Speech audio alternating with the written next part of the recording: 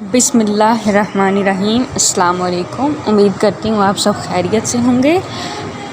आज की हमारी वीडियो है टिकटॉक से रिलेटेड कुछ इंटरेस्टिंग और इम्पॉर्टेंट इन्फॉर्मेशन जिसके बारे में अब तक बहुत सारे लोगों को पता नहीं होगा। अमेरिकी मल्टीनेशनल टेक्नोलॉजी कंपनी माइक्रोसॉफ्ट ने ऐलान किया है कि सदर डोनाल्ड ट्रंप की धमकी के बावजूद मशहूर चीनी ऐप टिकटॉक ख़रीदने के लिए गुफ्तगू जारी है।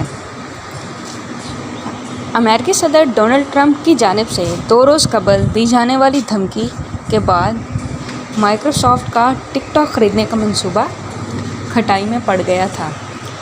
कहा जा रहा है कि अमेरिकी सदर डोनाल्ड ट्रंप की जानिब से टिकटॉक पर पाबंदी की बातें सौदेबाजी के हरबों का हिस्सा है ताकि माइक्रोसॉफ्ट इस मुआहदे में बेहतर शराइत हासिल कर सके। ख्याल रहे कि ट्रंप ने हाल ही में एक अहम बयान में कहा था कि वो सिक्योरिटी खदशात के पेश नज़र टिकटॉक पर पाबंदी आयद करेंगे। इधर टिकटॉक ने माइक्रोसॉफ्ट के साथ मुमकिन सौदे पर कोई बयान जारी बात करने से गुरेज किया है। ताहम तर्जमान ने एक बयान में कहा है कि अगरचे हम अफवाहों और क़यास आराइयों पर बात करने से गुरेज करते हैं।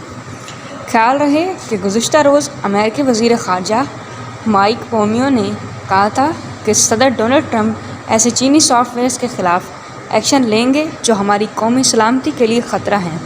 उन्होंने इल्ज़ाम लगाया था कि टिकटॉक अमेरिका की हसास मालूमात चीन की कम्युनिस्ट पार्टी को मुंतकिल कर रहा है।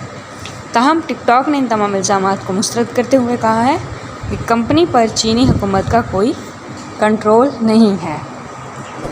उम्मीद करती हूँ आज का पैगाम आपको पसंद आया होगा। अगर आपको पसंद आया वीडियो को लाइक कीजिए, चैनल को सब्सक्राइब कीजिए। बहुत शुक्रिया। अल्लाह हाफ़िज़।